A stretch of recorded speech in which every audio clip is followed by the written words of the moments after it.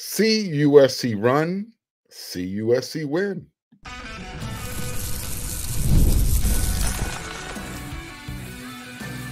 You are Locked On Trojans, your daily podcast on the USC Trojans. Part of the Locked On Podcast Network, your team every day. Fight on, everyone. I'm your host, Mark Culkin, and thank you for making Locked On USC part of the Locked On Network your first listen every single day. Whether you're watching this on YouTube, wherever you're going to download this podcast, this show is free. This show appreciates your support. Today's episode is brought to you by FanDuel. Place your first $5 bet, and you're going to get started with $150 in bonus bets guaranteed when you win. Visit FanDuel.com to get started. Remember when you were learning how to read? It was the simple things. See, spot, run. Sometimes it's that simple. When USC's athletes, get the chance to run with the ball, good things will happen more often than not. Friday night against Rutgers, USC, by now, USC beat Rutgers 42-20. Miller Moss threw for 300 yards. He had 2 passing touchdowns. Woody Marks ran for 3 more. Not only did USC's offense run itself well, it's not a coincidence that the Trojans won for the first time in 4 games. The defense has been there this year. The offense has not. And it looked like USC just went back to the basics, the fundamentals, letting their athletes get the job done. Before that USC beat Rutgers 42-20, USC's offense had only scored 30 or more points 3 times all season. That's it. And all 3 of those happened at home. Now, you had, in each of those games, they ran the ball really well. You had $250 yards on the ground against Utah State. They ran it for 161 against Wisconsin. Those are 2 wins at the Coliseum. But even in their loss against Penn State, 33-30 overtime, they ran it for 189 yards. And they weren't supposed to run it for that many yards. Penn State has one of the better run defenses, at least going into that game. And that was supposed to be kind of like checkmate. Everything that USC did well, Penn State was supposed to do better. They did a little bit better on offense in that game. USC is supposed to be the offensive team in the big conference. So far this year, they've been pretty inconsistent. And then against Rutgers in their win at home, they scored more than 30 points, 42. The numbers say they ran for 135 yards. Not their best rushing performance, but if you watched the game, you actually saw USC's athletes in action. You saw them doing what they're supposed to do. Prior to the game, leading up to the game, Rutgers head coach Greg Schiano, this is what he said. He called USC's offense talented as all get out, right? He pointed to their speed and their athleticism, specifically at wide receiver, and a very talented quarterback. He said the running back situation, very strong, and the offensive line, gigantic. Okay, no lies told. All that is true. Finally, though, all 3 of those things, the wide receivers, the running game, the quarterback, the offensive line, they all showed up together. Now, we know that Miller Moss, despite he has some physical limitations. He's not Caleb Williams. He doesn't have the strongest arm in the world, but he has an arm strong enough to get the job done. And he has enough athleticism that when he uses it, it can hurt the opponent. And his best attribute is his football IQ. He's smart enough and he's talented enough that he's going to put USC's athletes in the best position to be successful. And that's what he did Friday night against Rutgers. And when he has time in the pocket like he did, because the offensive line kept him clean, which has been rare this season, you saw what happened. He wasn't sacked. He had no interceptions. And again, you give credit to the offensive line for that. And then Miller Moss making great decisions. I talk about this all the time. Coach Riley, he talks about empty stats. Well, one empty stat would be time of possession. Okay. In this game, USC trailed Rutgers 36-23 in the time of possession category. Rutgers held on the ball on offense for 36 plus minutes, USC 23 plus some change. Now, a lot of that had to do with Makai Lemon. It was his fault. And it's a good problem. You know, think about a couple of USC scoring drives. You know, USC's first offensive drive of the game, where they scored a touchdown, that was their longest one. Took a little over 4 minutes. So I'm not going to call Miller Moss's 308 yards through the air as an empty stat. However, keep this in mind. 251 of those yards came after the catch. That's not a knock on Miller. Not at all. Because he's doing everything that everyone wanted to see Miller Moss do running the offense. Use the talent around him. Be that Mark Sanchez. Be that Matt Leinart type of quarterback. Let your athletes do the heavy lifting. Your wide receivers, your running back. So what it proves is this. Again, when USC's wide receivers have time to run free in space, they're going to generate some explosive plays with that speed and with the athleticism that Coach Greg Schiano was talking about. I mentioned Makai Lemon. Perfect example in this game. He's literally getting better week to week. He's doing the things now that everyone knows Zachariah Branch can do, but he hasn't, at least yet. Against Rutgers, check this out. Makai had 256 all-purpose yards. Not bad, right? And there's nothing empty about his 134 receiving yards. 101 of those came after the catch. He only had 4 receptions. I know 70 of that came on one big play. That attributed to a short offensive scoring drive. But he caught it in space and then he ran for the rest. It wasn't some deep, you weren't asking Miller to huck it deep. You just caught Makai on a crossing route. Makai did the rest. And don't forget about his 122 yards as a kick returner. He took over for Zachariah Branch in this game. He had an 80-yard return. And you got to give credit to Rutgers kicker. He didn't zag when Makai zigged. He played it as well as you could, and it gave his defense the chance to catch up with Makai and make the tackle before he can run it in for a touchdown. Kyle Ford, he had a really nice catch and that run for the touchdown. He used that straight arm, and then he used what speed he still has left. And he's like, you know what? I'm just going to sacrifice my body. I'm going to hurdle over this guy and dive into the end zone for a touchdown. Looked great. Kyle Ford looked like an athlete out there. After the game, Kyle Ford talked about Makai. He was asked, you know, what was his thoughts about Makai's performance. He said, I thought he was the MVP of camp. He was referring to fall camp. So it's cool to see that translate out. End quote. And it wasn't just the wide receivers. You get USC's backfield. Woody Marks carried it 15 times, 94 yards.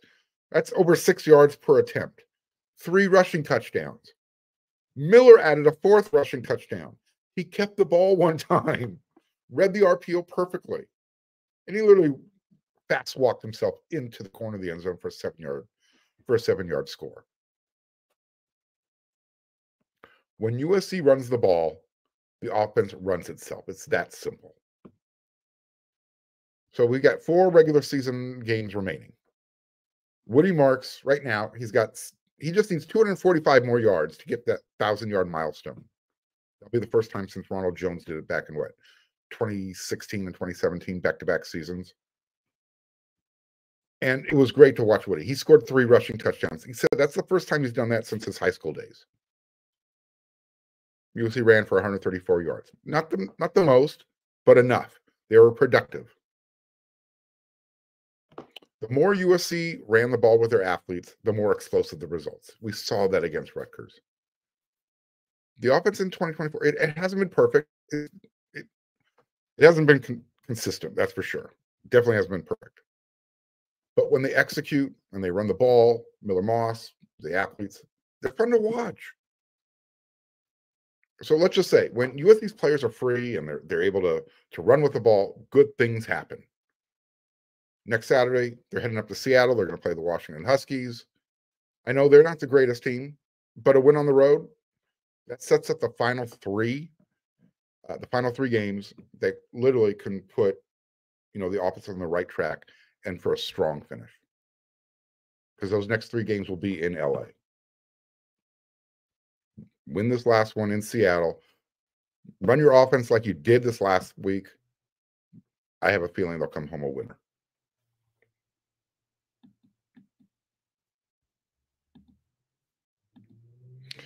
Get ready to tackle the NFL, FanDuel fans, NFL fans. Get on over to FanDuel, America's #1 sportsbook.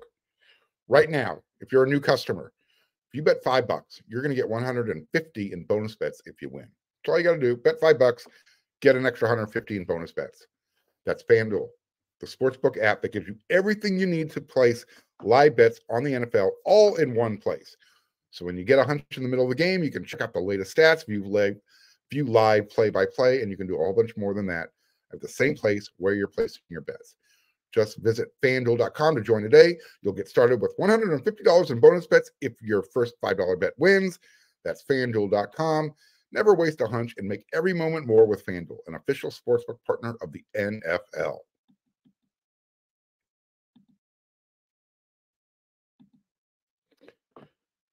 What did you think about USC's, I'm going to call it their no-name defense on Friday night? Think about this. They played without Jacoby Covington, without Jalen Smith, without Greedy Vance, without Kamari Ramsey, without Eric Gentry, without Anthony Lucas, without Bear Alexander, who quit after game 3. That's 7 starters that Antonlynn and the defense was missing. And they still performed really well. Not bad, right? Not bad at all. So with all those players out and shuffling new guys in, you got to give a hat tip to the coaching staff, right?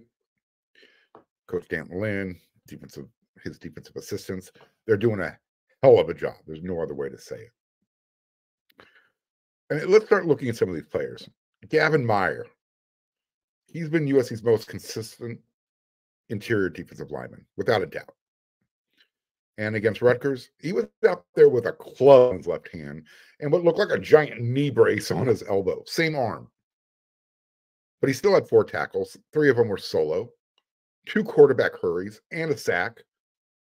I would say that was good enough for him to earn a game ball after the game. He did. Before the season, I was confident. I said it on this show, I don't know how many times. Carlos Nicholson, John Humphrey, they're going to be your starting cornerbacks. Didn't turn out that way. Turned out that the guys who have been around the longest, despite coming in, Smith, Jacoby Covington.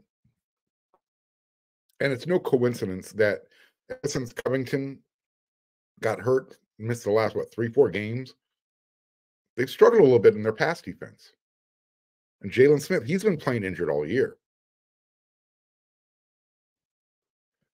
But here's the thing, the backups, they've done a decent job. Even Bryson Shaw, everyone loves to beat up on the young man. But after the game, he finally got a chance to talk after a win. He wasn't the sacrificial lamb. Again, usually he's the guy showing leadership after a loss.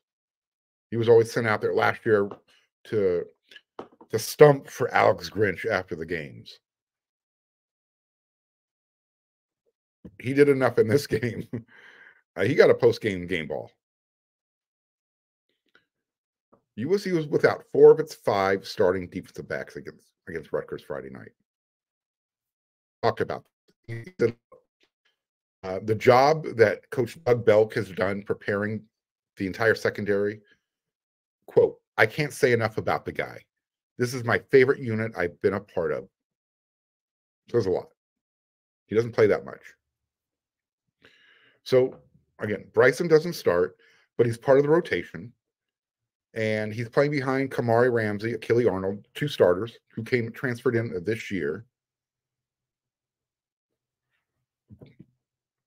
You gotta appreciate what Bryson brings to the table. It's the leadership qualities. He had 5 tackles. He had a pass breakup. Earned himself a game ball after from the coaching staff. What about the defensive line? Devin Tompkins, he's seen his playing time increase. And I'm not sure if you're aware of it, but Nate Clifton, he left the game early. He was seen wearing a walking boot after the game. So Devin Tompkins, his time keeps increasing on the field. In this game against Rutgers, 6 tackles. What did you think about Cameron Fountain? He got more than 7 snaps in this game. And the more snaps he got, the more comfortable he got on the field as the game went on. Did you see that play where he took Rutgers' starting left tackle, tossed him aside like a rag doll? Dude's huge. All Cameron did was say, all right, you go over there. I'm going to go over here. And he crushed the quarterback for a sack. Cameron played and looked like one of those first guys off the bus that I talked about at the beginning of the year. His time's coming. His time might be now. What about Sam Green? Dude, he's been getting more and more playing time, and his production is showing up in the stat sheet. 3 tackles, all 3 of them were solo. He had a sack, 2 tackles for loss. All right, I can deal with that. The defense gave up yards, through the air. But again, not on the ground. By the end of the game, 4 sacks, 7 tackles for losses, only 121 rushing yards. You're getting the job up front done. And Rutgers had to run it 42 times to get those 121 yards. That's less than 3 per carry. That's stout. We've seen USC's defense gets better in the red zone. When the field shortens up, Antonlynn's scheme takes over. So again, the young guys are getting a chance now. And the more they get, the better they're going to get. And that's a springboard for 2025. These are meaningful minutes that they're getting now. It's not garbage time. It's not trying to hold on to the shutout against Utah State. Granted, Rutgers isn't Michigan or an LSU or Wisconsin or Penn State. Nevertheless, whether they're being forced to play out of necessity, they've earned their time. Wherever they are on the depth chart, they're in the game now. Desmond Stevens, you like the direction he's going. He needs to see more field time. So let's give some credit to USC's defense, to the coaching staff. A lot of backups are playing right now. A lot of it's out of necessity due to injury. But you know what? You do what you got to do. So you might not like seeing some of the yards they're giving up through the air. The fact that they're only giving up 20 to 22 points per game, that's the bottom line. And now you got USC's offense starting to click, hopefully. That's what we anticipated coming into the season. Like I said, if I told you at the beginning of the year USC's defense was going to be giving up 22 points per game, you're thinking, all right, well, Lincoln Riley's offense is going to put up at least 35 per game. I like USC's chances. It's only been 4 times this year that USC's offense has scored 30 or more points. The defense has shown up. And a lot of times the defense that's on the field, you don't really know who they are. You know the names, but you don't know if they can get the job done. Now they're starting to show you. Give me a chance, I'll get the job done.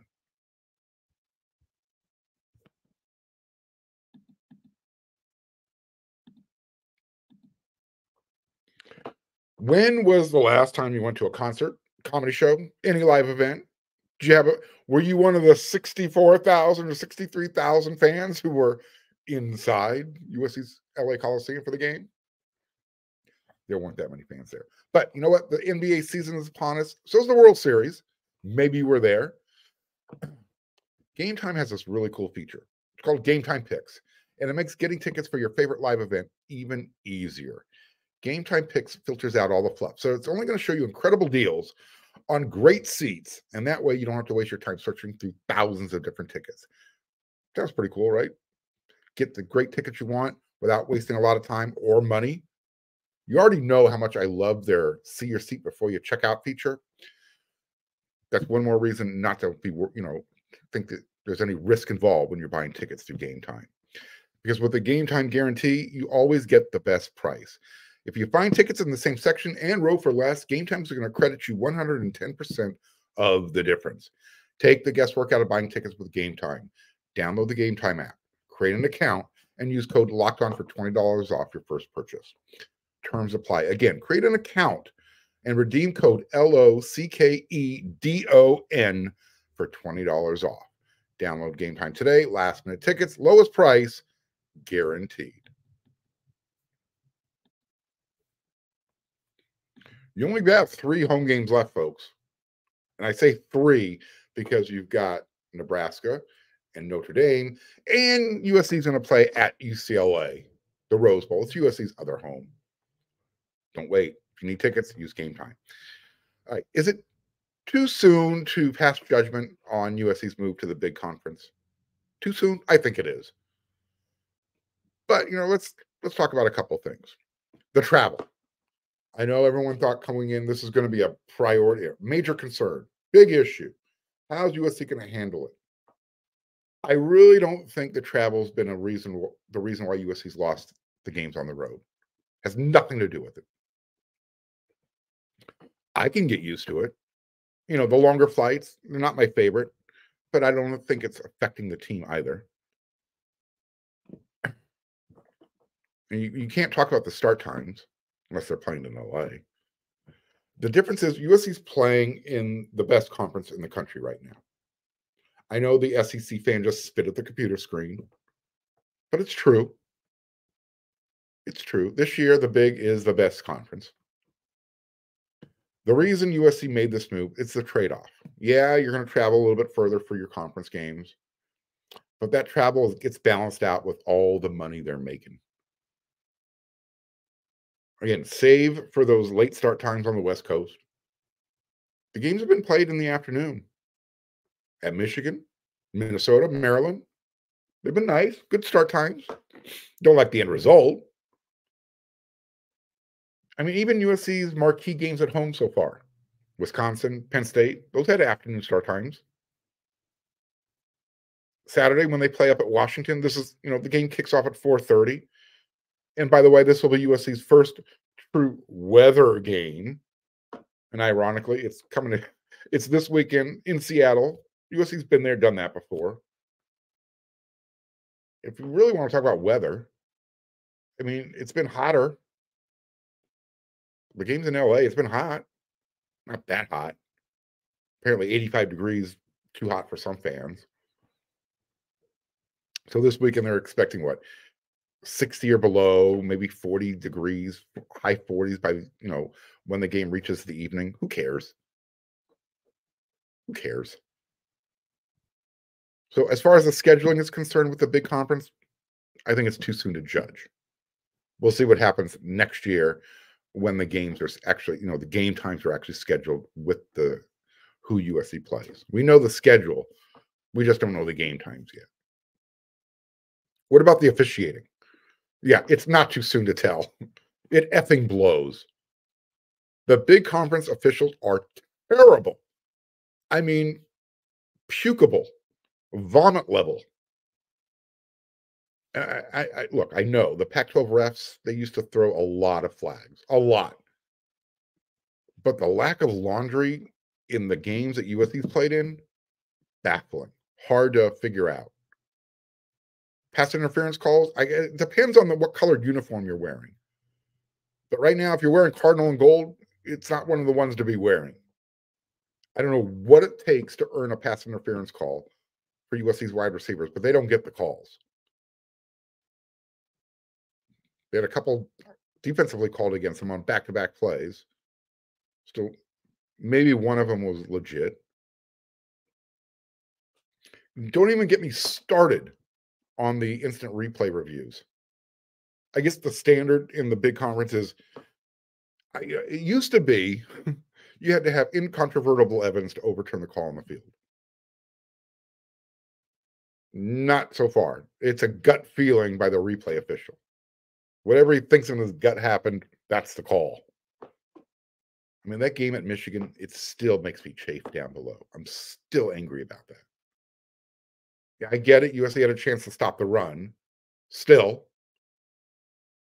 Michigan shouldn't have gotten the score. So, another thing that I think that's something we need to keep an eye on. Too soon to tell, but my radar is really going off right now. Out of conference scheduling. USC's out of conference schedule next year is a yawner. I mean, it's a snooze fest. You're not going to sell tickets for games against Missouri State and Georgia Southern back-to-back weeks to open the season at home. You're just not. Missouri State is taking the place of Ole Miss. That home and home got scratched. So you've got Missouri State, Georgia Southern, and then USC will travel to South Bend in October. The following year, 2026, Fresno State and Notre Dame. They still have one open date. Now, according to one website that tracks out-of-conference schedules, in 2027, USC is going to host Nevada, Reno, and UNLV to open the season at home, back-to-back weeks. Guess which team isn't listed? Notre Dame. I'm telling you that. I'm telling you this right now. If that happens, if for whatever reason Notre Dame is not on that schedule, the move to the big, as far as I'm concerned, will be a complete disaster. And I'll be the first to say the move isn't worth it. I know you need money to compete for national championships. I get it. I really do. But my love for college football, if USC and Notre Dame isn't a thing anymore, my love for college football will end up being right where it is right now with the Lakers and the NBA. I barely care. I never want to have that feeling about USC football. USC football, Notre Dame football, they're connected at the hip. And we see that the way the out-of-conference scheduling is going. Not a fan. I understand why some people want the path of least resistance. I don't. USC didn't need it before on their way to 11 national championships. And with a 12 and going to be a 14-team playoff coming up sooner rather than later, the path of least resistance isn't what you need to get there. I know everyone's saying, well, they never paid attention to strength of schedule in the past. You're going to have to going forward because you're not going to have undefeated teams. You're not going to have one-loss teams. 2 lost teams is going to be the norm. So don't throw the baby out with the bathwater. All right. That's it for this episode of Locked On USC. I'll be back with another one tomorrow. That's what we do. When you're done making Locked On USC your first listen every day, don't forget to head on over to the other Locked On shows like college football, the one that Spencer McLaughlin hosts. He'll talk about everything in college football, USC, the big conference. All right. Till that next episode, everyone, you know what to do.